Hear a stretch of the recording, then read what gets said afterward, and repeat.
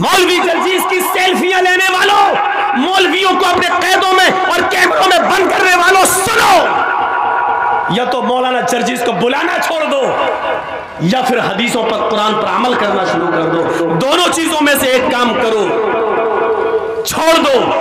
बहुत सुन चुके हो वेदों के मंत्र, बहुत सुन चुके हो गीत, बहुत सुन चुके हो गाने। जलसों के मिजाज को बदलो, कुरान और हदीस को सुनने की आदत डालो। जलसों का चंदा तुम कुरान और हदीस के नाम पर लेते हो, दीन के जलसों पे के नाम पे करते हो। 100, 200, 1000 रुपए का चंदा लोगों के दरवाजों पे जाके इजलास दीन के काम के नाम पर करते हो, गीत के नाम पर नहीं, वेद और रामायण और के श्लोक और मंत्र के नाम पर नहीं। इसलिए अपनी सोच बदलो और अपनी आदतों को बदलो। मेरी बात आज कड़वी लगेगी, अब क्या करूं? जब बीमारी इतनी बढ़ गई है कि होम्योपैथिक और मीठी गोलियों से सही नहीं होगी तो ऑपरेशन करने की जरूरत पड़ रही है, तो कर रहा हूं। आज की तकरीर के बाद या तो जिंदगी भर के लिए मौलाना जर्जीस को तलाक दे दोगे या अपनी आदत बदल लोगे। बदलो अपनी आदत। सबसे हल्का अजाब क्या होगा? सुनिए, अल्लाह के नबी फरमाते, इन्ना अहवना अहलिन नारी अज़ाबन यौमल क़ियामती ला रजुलुन यूज़अु फी अख़मसी क़दमैहि जमरतान। क़यामत के दिन जहन्नम में सबसे हल्का अज़ाब उस आदमी को, उस शख्स को दिया जाएगा। सबसे हल्का अज़ाब उस शख्स को दिया जाएगा। सबसे हल्का अज़ाब क़यामत के दिन उस शख्स को दिया जाएगा जिसके पैरों के तलवे के नीचे, तलवा समझते हैं ना, पैरों का तलवा, ये जिसके पैरों के दोनों तलवों के नीचे आग की 2 चिंगारियां रख दी जाएंगी। चिंगारी समझते हैं ना?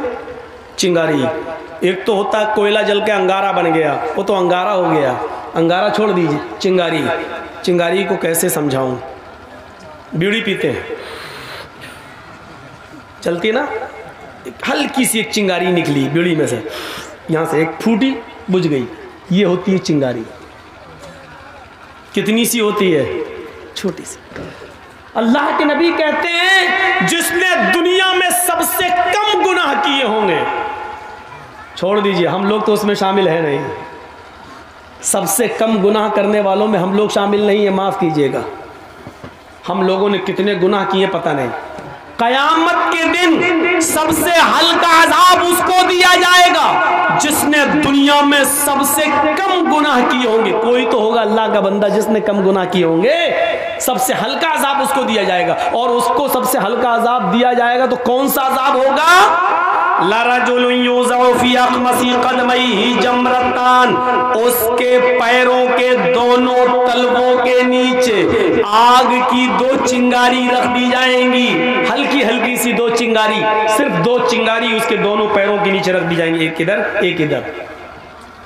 इन दोनों चिंगारियों की वजह से उसकी हालत क्या हो रही होगी? सुनो अल्लाह के नबी क्या फरमाते हैं और अपनी सोच को बदलो। अल्लाह के नबी क्या कहते हैं? सब इन दोनों चिंगारियों की वजह से उसकी हालत ये होगी, यगली मिनहुमा दिमागुहु, जैसे तुम हांडी के अंदर पानी भरकर आग पर रख देते हो, चूल्हे पर रख देते हो, और थोड़ी देर के बाद वो पानी जब बॉयल होता है, उबलता है, हांडी में उस पानी के खौलने की आवाज आती है।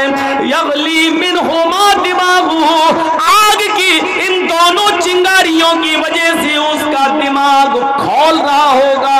आग की दोनों चिंगारी की वजह से इसका दिमाग ठिकाने नहीं रहेगा, उसका भेजा बाहर निकला जा रहा होगा, उसका दिमाग हांडी की तरह खौल रहा होगा। यरा अन्नहु अशद्दु अज़ाबन, वो ये समझ रहा होगा कि मेरे अल्लाह ने, मेरे रब ने मुझे जहन्नम में सबसे ज्यादा हार्ड, सबसे ज्यादा सख्त अजाब दिया है। हालांकि ये सबसे हल्के अजाब वाला इंसान होगा, ये सबसे हल्के वाला अजाब होगा, सबसे हल्का अजाब वाला इंसान होगा, लेकिन इन दोनों चिंगारियों की वजह से वो ये समझ रहा होगा कि हमसे ज्यादा सख्त और हमसे ज्यादा शदीद, हमसे ज्यादा हार्ड अजाब किसी को नहीं दिया जा रहा है।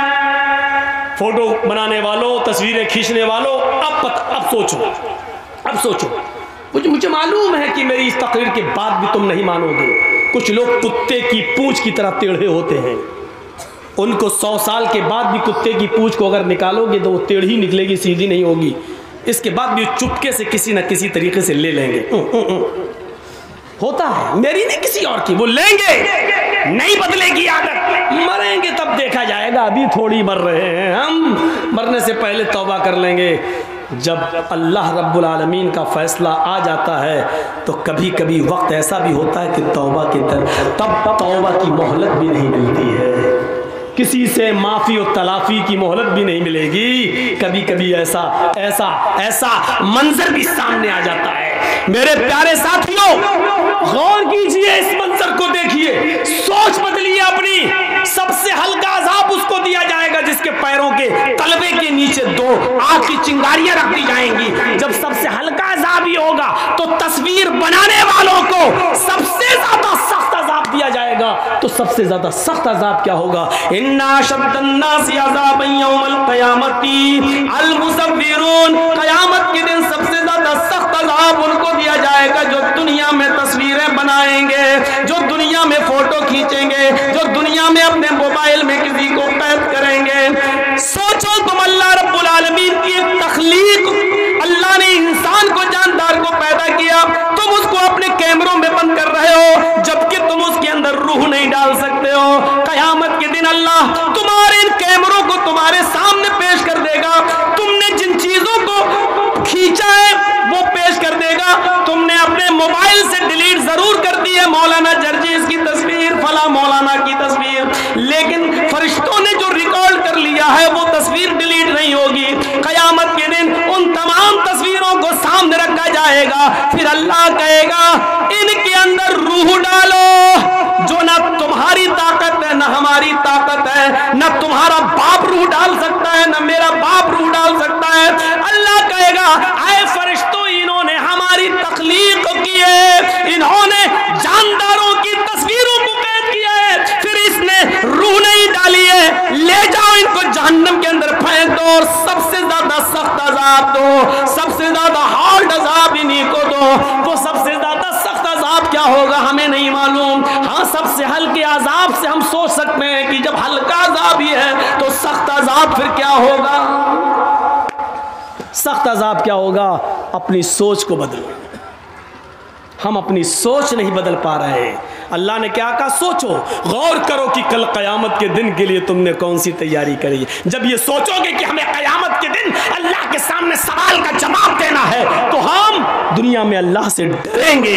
कुरान की एक आयत पढ़ता हूँ, जरा इसका मंजर देखिए आप। वमन अरज़ा अन ज़िक्री फ़इन्न लहू मईशतन ज़न्का। कभी सोचा है इस आयत को मौलवियों ने बहुत बार पढ़ा होगा मिंबरों पर, खुतबों में और तक़रीरों में, जरा हमसे भी सुन लो।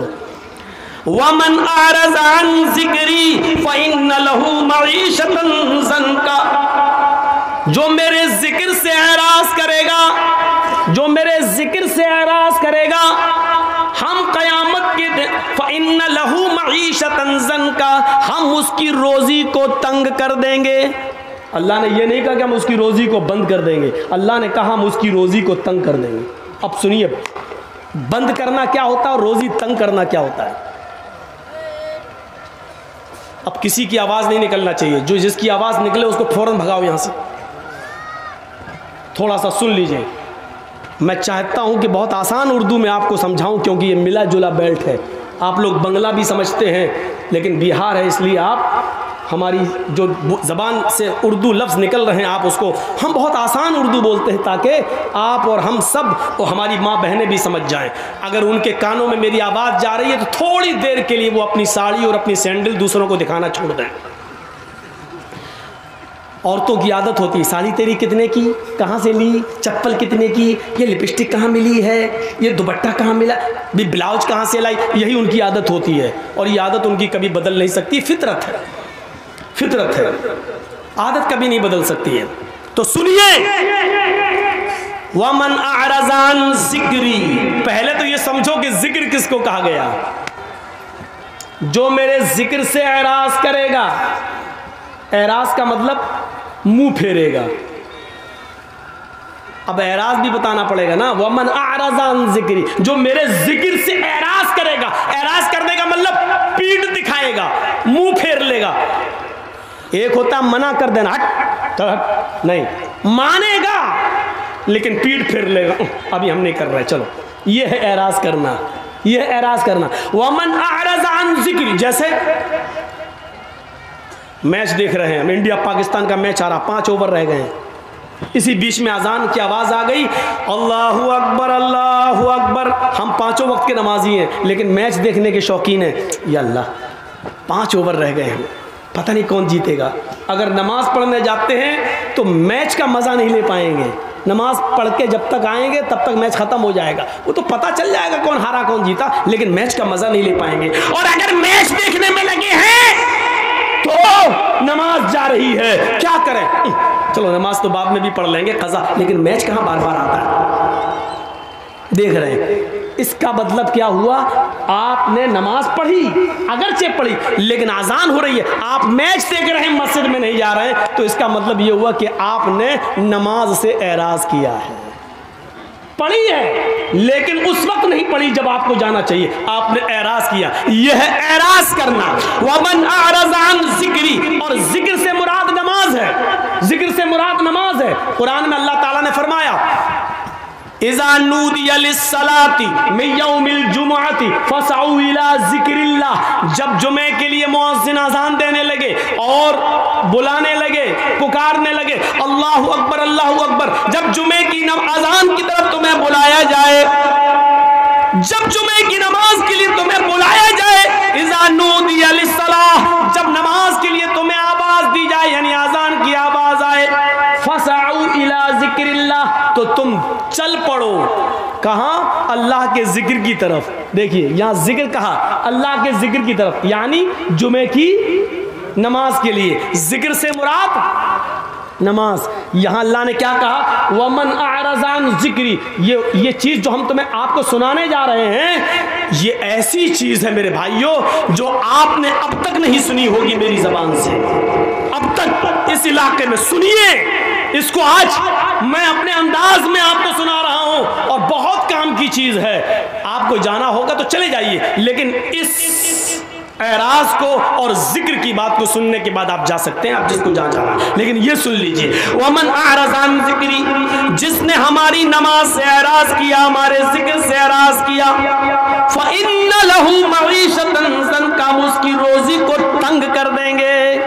आज ये शिकायतें हैं कि ए भैया, तुम्हारी वीडियो सेट नहीं हो पा रही अभी तक, तुम ही अकेले पैसा कमा रहे हो यार, हमें तकरीर करते हुए 1.5 घंटा हो गया, इनका वीडियो सेट नहीं हो पा रही है, इनको बिठा लो। कहाँ जा रहे हैं? इनसे कहो यहीं पेशाब कर लो। देखिए, हमको सामने से जो आदमी उठता है तो हमको बहुत डिस्टर्ब होता है।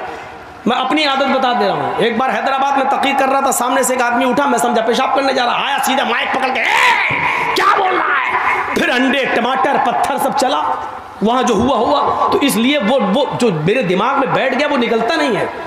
जो आदमी बीच सामने से उठता, मैं समझता हूँ ये माइक पकड़ने आ रहा है, यही सोचता हूँ। तो या तो सामने बैठा मत करो, और बैठते हो तो उठा मत करो।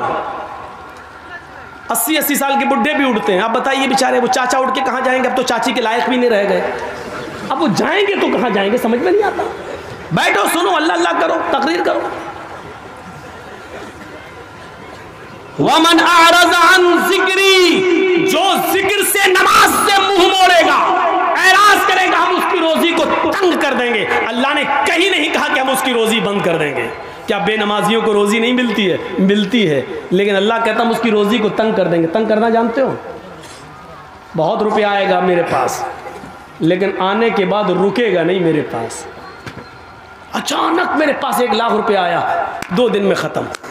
मौलाना क्या, पैसा तो आता है लेकिन रुकता नहीं है, क्यों?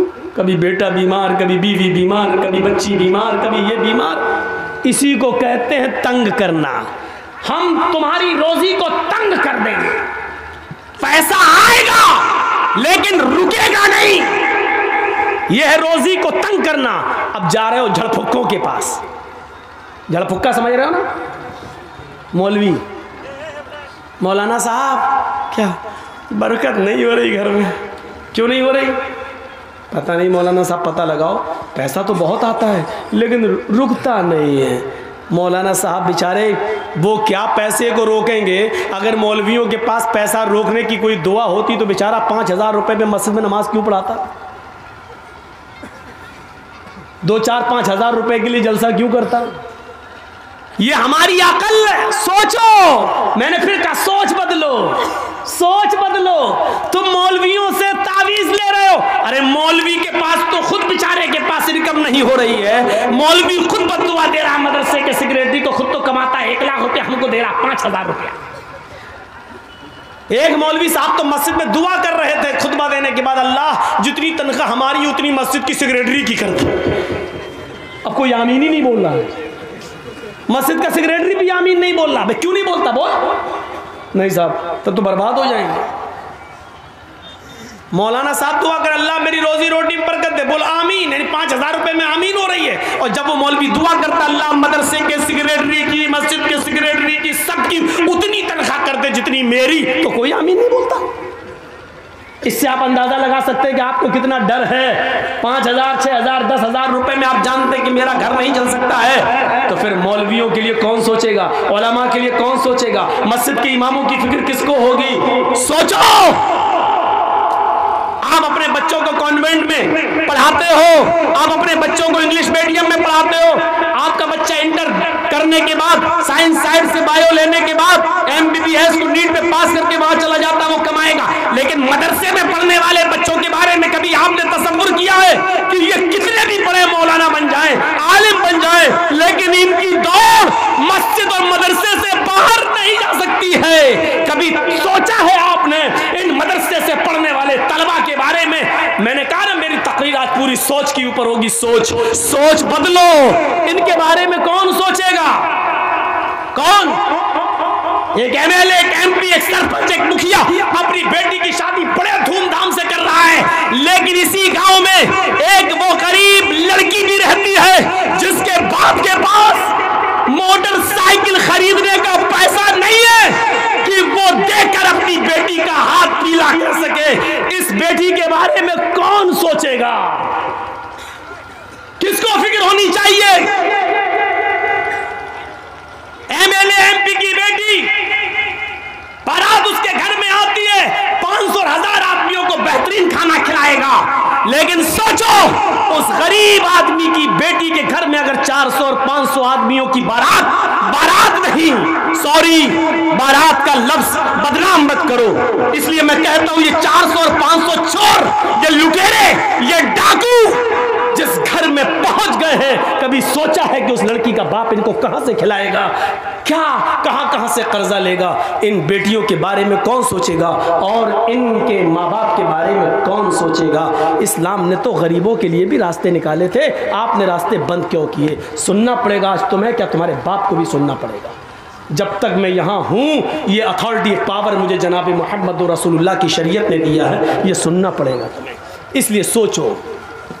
कुरान ने बार बार कहा फ़अतबिरू या उलिल अब्सार, आए अकल रखने वालों सोचो।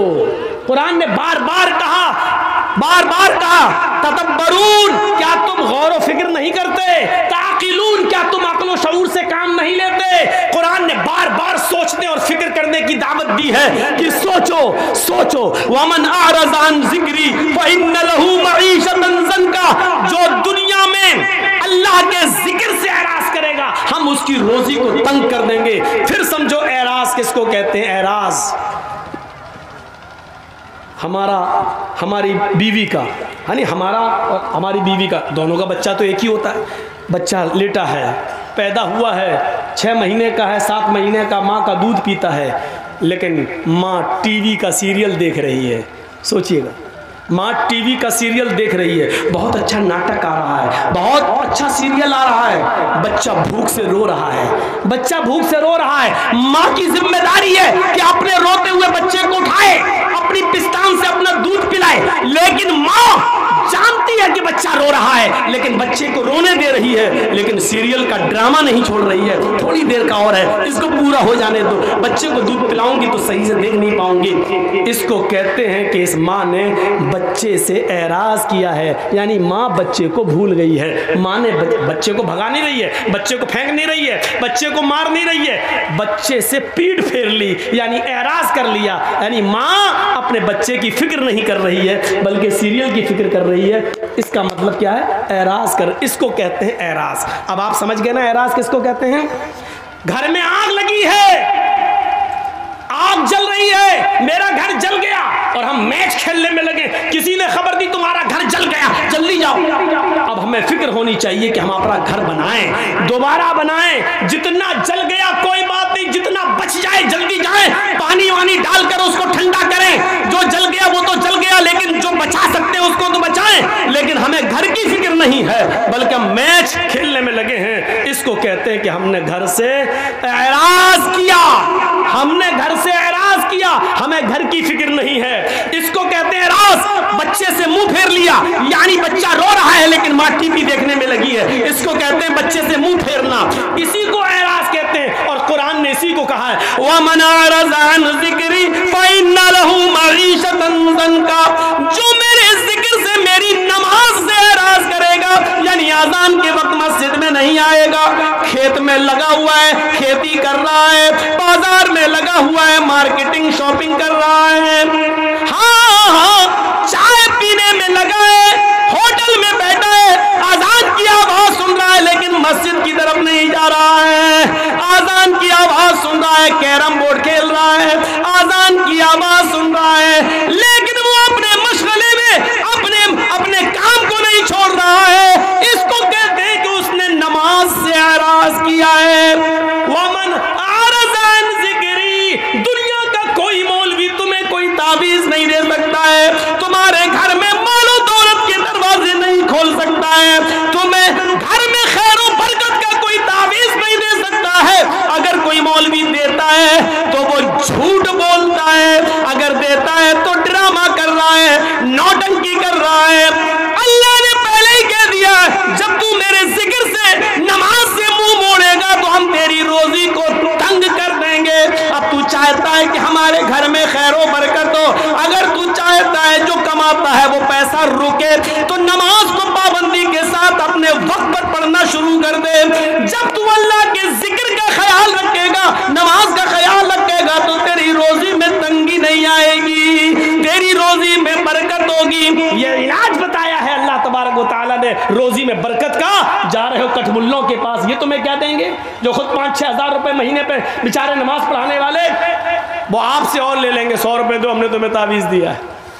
51 रुपए दो, 101 रुपया दो, हमने तुम्हें इतना अच्छा, इतनी मेहनत करके तावीज़ बनाया। उनका तो रोजी रोटी इसी पे चली रही है, वो तुम्हारे घर में रोजी और रोटी के दरवाजे क्या खोलेंगे? वमन अरज़ अन ज़िक्री। अब सुनिए, अल्लाह के जिक्र से एराज करने वालों का अंजाम क्या होता है, नमाज को नमाज के वक्त पे न पढ़ने वालों का अंजाम क्या होता है, वो भी सुन लीजिए। सन 1995 की बात है, 1995 की तकरीबन। सुनिएगा गौर से, ये वाक़या हमारे और आपके दिलों को झंझोड़ देगा। ये बात कब की है? सन 1995 की, 1995। 21 साल ये, 5 वो, तकरीबन 26 साल पुराना वाक़या मैं बता रहा हूँ। सुनिए, गाजियाबाद से बाई रोड की बात कर रहा हूँ, बाई रोड, जब आप लखनऊ से कटते हुए, बरेली होते हुए, मुरादाबाद होते हुए जब आप गाजियाबाद जाएंगे, और गाजियाबाद से जो सड़क दिल्ली की तरफ गई है, बीच में एक एरिया है, गांव है, उसका नाम है लोनी।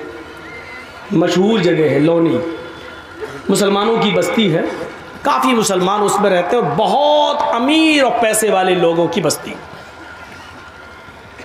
उस बस्ती में, लोनी के अंदर, 2 सगे भाइयों की शादी होना थी, दोनों सगे भाइयों की शादी।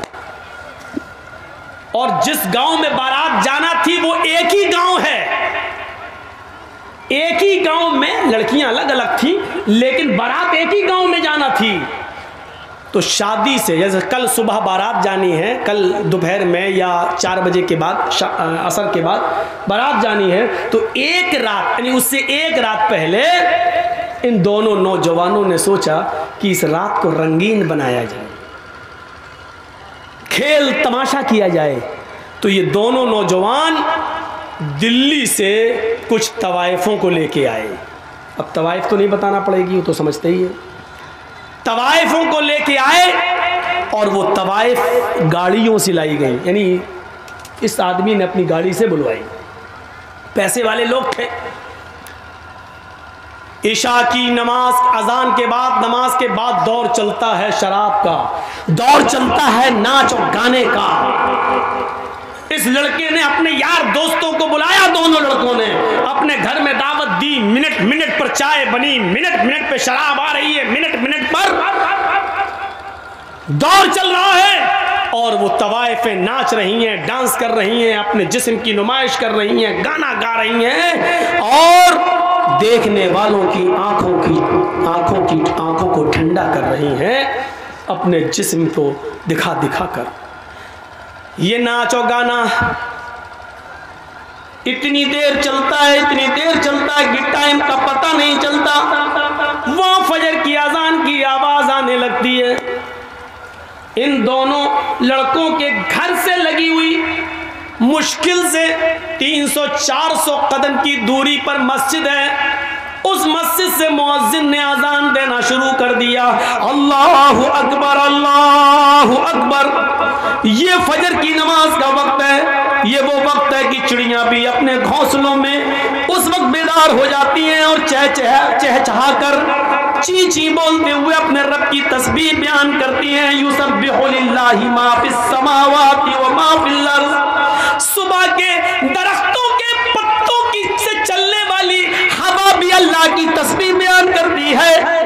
आसमान से उतरने वाली शबनम और ओस के कतरे भी अल्लाह की तस्बीह बयान करते हैं। कायनात की हर शय अल्लाह की हम्द व सना बयान करती है। और ये वो वक्त है फजर की नमाज का कि अल्लाह के नबी ने फरमाया कि मेरी उम्मत का जो भी आदमी, जो भी मुसलमान, जो भी मुझ पर ईमान लाने वाला फजर की नमाज के वक्त उठेगा और जमात के साथ फजर की नमाज पढ़ेगा और फजर की नमाज पढ़ने के बाद फिर वो जो भी मेहनत करेगा, जो मजदूरी करेगा, अल्लाह रब्बुल आलमीन उसके रिस्क में बरकत देगा। अल्लाह उसके लिए रोजी के दरवाजे खोल देगा। उस आदमी को कभी भूखा नहीं सोने देगा, उसको फिक्र फाके की कभी नौबत नहीं आएगी। ये नबी अकरम का फरमान है। ये तवाइफें जो नाच रही थी, जो डांस कर रही थी, आजान की आवाज सुनती है, आजान की आवाज सुनती है, अल्लाहु अकबर, अल्लाहु अकबर। ये आजान की आवाज उन तवाइफों के कानों में जाती है तो आजान के एहतराम में इन तवाइफों ने गाना बंद कर दिया और नाचना मौकूफ कर दिया, नाचना बंद कर दिया और गाना बंद कर दिया। खामोश हो गई, न नाच रही हैं न गा रही हैं। इन दोनों लड़कों ने देखा कि इनके पायलों की छनकार रुक गई है, इनके पैर जो अभी जमीन पर थरक रहे थे वो रुक गए हैं। मुंह से सुरीली आवाज में जो गाने की आवाज आ रही थी वो गाने रुक गए। तो इन दोनों नौजवानों ने कहा क्या हुआ? तवाइफों से, क्यों रुक गई हो, क्या बात है? इन तवाइफों ने जवाब दिया, मस्जिद से आजान की आवाज आ रही है, हम आजान के एहतराम में रुक गए हैं, हम भी मुसलमान हैं, अगरचे नमाज नहीं पढ़ते हैं तो क्या हुआ, लेकिन आजान का एहतराम करते हैं, हम अजान का एहतराम करते हैं। हमारी मजबूरियों ने हमको तवाइफ बना दिया है, नाचने और गाने वाला बना दिया है, वरना हम तवाइफ नहीं थे। हमारा ये मतलब नहीं है कि हम नाचेंगे नहीं, गाएंगे नहीं, लेकिन इतनी देर रुक जाने दीजिए जितनी देर मस्जिद से अजान की आवाज आ रही है, हमको इतनी देर रुक जाने दीजिए। हमने अजान के वक्त कभी गलत काम नहीं किया है, हमने अजान के वक्त कभी गलत काम नहीं किया है। अजान का एहतराम मैं करती हूँ, मैं भी नाच नहीं सकती और गा नहीं सकती। इन दोनों नौजवान लड़कों ने जो जुमले कहे वो सुनो क्या थे। इन दोनों नौजवान लड़कों ने जवाब दिया, सुनो सुनो गाने सुनने वालों, सुनो टीवियां देखने वालों, सुनो मोबाइलों में 1 GB और 2 GB मिलती है तो पूरी फिल्मों में और ड्रामे देखने वालों। इन दोनों नौजवानों ने जवाब दिया इन तवाइफों से, अजान तो दिन भर में 5 मरतबा होती है, लेकिन तुम तो रोजाना नहीं आती हो। मुअज्जिन का काम है अजान देना, वो अपना काम कर रहा है, तुम्हारा काम है नाचना और गाना, तुम अपना काम करो। अगर तुम रुक गई तो हम तुम्हें रात भर की मेहनत नहीं देंगे। उन तवाइफों ने सोचा कि मुझे रात भर की मेहनत न मिले तो इससे बेहतर है कि नाच लूं। दिलों का हाल तो अल्लाह जानता है कि मैं अजान का एहतराम कर रही हूँ। वो औरतें, वो तवाइफें फिर नाचने लगी। अजान की आवाज आ रही है, उनका दिल गवारा नहीं कर रहा है नाचना, लेकिन इन दोनों भाइयों ने कहा मुअज्जिन अपना काम करता है, तुम अपना काम करो, अगर नहीं करोगी तो हम तुम्हें मेहनत नहीं देंगे, हम जो सौदा हुआ है वो तुम्हें रकम नहीं देंगे। उन तवाइफों ने दोबारा नाचना और गाना शुरू कर दिया। सुनो, अजान के वक्त फिल्में देखने वालों, अजान के वक्त नाचो गाना देखने वालों, अल्लाह के जिक्र से मुंह फेरने वालों, बजाय मस्जिद के अपने खेतों में जाने वालों, बजाय मस्जिद के मॉल में शॉपिंग करने वालों, बजाय मस्जिद में जाने के होटलों में बैठ के चाय पीने वालों, बजाय मस्जिद में जाने के इंडिया पाकिस्तान का मैच देखने वालों, बजाय मस्जिद में जाने के अपने आप को लहू और लहब में मसरूफ रखने वालों, इन तवाइफों ने नाच गाना शुरू कर दिया। ये नाचती नहीं हो, ये नाच गाना सुबह 7 बजे तक चलता है। अपने वादे के मुताबिक इन दोनों भाइयों ने इन दोनों भाइयों ने उन तवाइफों को पूरी मजदूरी दी। उन तवाइफों ने कहा देखिए हम औरत जात हैं, पेशावर तवाइफ जरूर है, हम पैसा मिलता है, सिर्फ नाचते और गाते हैं, लेकिन अपने जिस्म का सौदा नहीं करते हैं। हमारी इज्जत को खतरा है, तुम लोग इज्जत के साथ मुझे लेके आए हो, मुझे इज्जत के साथ दिल्ली तक पहुंचा दो। इन दोनों भाइयों ने सोचा कि चलो लौंडी से दिल्ली है ही कितना दूर, हम इनको पहुंचा देते हैं, फिर वापस आ जाएंगे। 2 बजे के बाद तो बारात जाना है, अभी तो जाएगी नहीं, हम इनको छोड़ के वापस आ जाते हैं। दोनों भाई उन तवाइफों को पहुंचाने जा रहे हैं। तवाइफों की गाड़ी आगे चलती है और इन दोनों भाइयों की गाड़ी पीछे चल रही है। तवाइफों की गाड़ी आगे चलती है। तवाइफों का जो ड्राइवर था वो थोड़ा होशियार था, इसलिए उसने बहुत होशियारी के साथ गाड़ी को मोड़ मार कर निकाल लिया, लेकिन सामने से आने वाले ट्रक ने इन दोनों भाइयों की गाड़ी में ऐसी टक्कर मारी कि इन दोनों भाई की गाड़ी कई हिचकोले खाने के बाद काफी दूर गिरती है, एक खेत में गिरती है। आनन फानन लोगों की भीड़ जमा हो जाती है। किसी तरह कार का, गाड़ी का ढक्कन खोला जाता है, उसकी खिड़की खोली जाती है, उसकी विंडो खोली जाती है, लेकिन दोनों भाइयों की लाशें इतनी बिगड़ चुकी हैं, इतनी खराब हो चुकी हैं कि पहचान से बाहर है कि बड़े भाई की लाश कौन सी है और छोटे भाई की लाश कौन सी है। पहचान नहीं, पहचान से दूर है। ऐसी टक्कर होती है ट्रक से कि गाड़ी दूर गिरती है, बड़ी मुश्किल से ढक्कन खोला गया। बस करो भैया, पी लेना बाद में चाय यार, हम इनको मना कर रहे हैं, पीछे से आप बोल रहे हैं। दोनों भाइयों की गाड़ी खिड़की खोली जाती है, जब खिड़की तो लाश पहचानने में नहीं आ रही है कि बड़े भाई की लाश कौन सी है, छोटे भाई की लाश कौन सी है। इन दोनों लाशों को उठाया गया है, पोस्टमार्टम के बाद माँ बाप के हवाले किया गया है। जरा इस अंजाम को नौजवानों कभी सोचा है आपने? सोचा है आपने? 2 बजे के बाद इन दोनों की बारात जाना थी, लड़की वाले के गांव में, लड़की के गांव में, लड़कियों के गांव में इन दोनों की बारात जाना थी। जरा सोचिए, फिर हम वहीं आएंगे, सोचिए हम वहीं आएंगे, आपको बार बार वहीं ला रहे हैं, सोचिए। अभी इन दोनों की बारात लड़कियों के गांव में जाना थी, अब बारात नहीं जा रही है, अब इनका जनाजा कब्रिस्तान की तरफ जा रहा है। थोड़ी देर में कहां से कहां तब्दीली आ गई, चेंजिंग देखिए।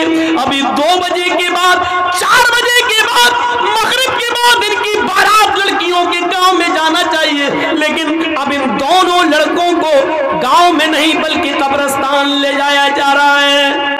अभी कुछ कुछ देर के बाद इन दोनों लड़कों को लड़की के माँ बाप की तरफ से मिले हुए कपड़े पहनना थे, सेहरा पहनना था, दूल्हा बनना था, इनको नए कपड़े पहनना था। लेकिन थोड़ी देर में अब इनको नए कपड़े नहीं बल्कि नया कफन पहनाया जा रहा है। तसव्वुर कीजिए, फिर कहता हूं सोचिए, अभी इनको कपड़े पहनना थे नए, लड़की के माँ बाप की तरफ से मिले हुए कपड़े पहनना थे, लेकिन अब बाप की तरफ से इनको कफन पहनाया जा रहा है। मेरे भाइयों जरा सोचिए, अभी थोड़ी देर के बाद इनको शादी के मंडप पे बैठना था, वही मौलवी है जो अभी थोड़ी देर के बाद इन दोनों का खुतबे निकाह पढ़ाना था उसको। या अय्युहल्लज़ीना आमनू तक़ुल्लाह हक़्क़ तुक़ातिह या अय्युहन्नासु तक़ू रब्बकुम या अय्युहन्नासु तक़ू, ये तब दुआएं पढ़ना थी उसको।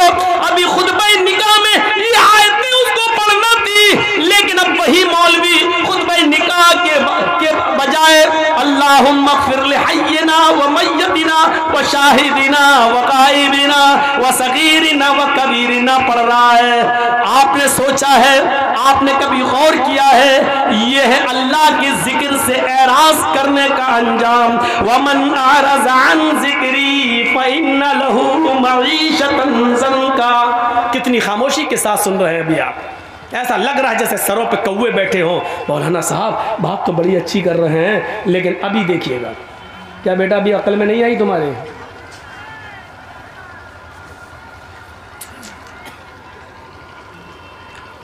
तसव्वुर कर रहे हैं आप, थोड़ी देर में क्या हैसियतें बदल गई। जाना था लड़कियों के घर, बारात लेकर गांव में पहुंचाया जा रहा है कब्रिस्तान। पहनना थे लड़की के माँ बाप की तरफ से मिले हुए कपड़े, पहनाया जा रहा है कफन। मौलवी को पढ़ना था या अय्युहल्लज़ीना आमनू तक़ुल्लाह हक़्क़ तुक़ातिह, कुरान की आयतें पढ़ के निकाह पढ़ाना था, लेकिन उसी मौलवी को अब क्या पढ़ना पड़ रहा है? अल्लाहुम्मा ग़फ़िर लिहय्यिना व मय्यतिना व शाहिदिना व गाइबिना व सगीरिना व कबीरिना। थोड़ी देर में हैसियतें बदल गई। अंजाम सोचो, जिसने उन तवाइफों को अजान के वक्त भी नचवाया हो, इन दोनों नौजवान लड़कों का अंजाम क्या हुआ। और फिर ये तो दुनियावी अंजाम है, कब्र के अंदर ये अपने अंजाम को क्या भुगत रहे होंगे ये तो अल्लाह ही बेहतर जाने, और जहन्नम के अंदर अपने अंजाम को क्या भुगतेंगे मेरे भाइयों, ये तो अल्लाह ही बेहतर जाने। हम तो मुसलमान होने के नाते से सिर्फ दुआए मग़फ़िरत ही कर सकते हैं, अल्लाह इनके गुनाहों को माफ़ फरमा दे। मेरे भाइयों ये दुआ हर मुसलमान का हक है करने का, लेकिन माफ़ करना न करना ये तो अर्श वाला जानता है कि उसको माफ़ करना चाहिए कि नहीं करना चाहिए। ज़रा तसव्वुर करो कि क्या ये आदमी गुनाह की माफ़ी के लायक है जो तवाइफों से ये कह रहा हो कि अजान तो 5 वक्त होती है, तुम रोज़ाना थोड़ी आती हो, अजान तो फिर भी हो जाएगी, तुम बार बार थोड़ी आओगी, मुअज्जिन अपना काम कर रहा है, तुम अपना काम करो। ज़रा तसव्वुर करो, क्या ऐसा शख्स अल्लाह की अदालत में गुनाह की तौबा के लायक है? क्या अल्लाह ऐसे शख्स को माफ कर सकता है? तसव्वुर करिए, हम ये नहीं कह रहे माफ करना न करना उसके इख्तियार में है, लेकिन तसव्वुर करो कि गुनाह कितना बड़ा। वमन अअरज़ अन ज़िक्री फ़इन्न लहू मईशतन ज़ंका। हम हैं कहाँ?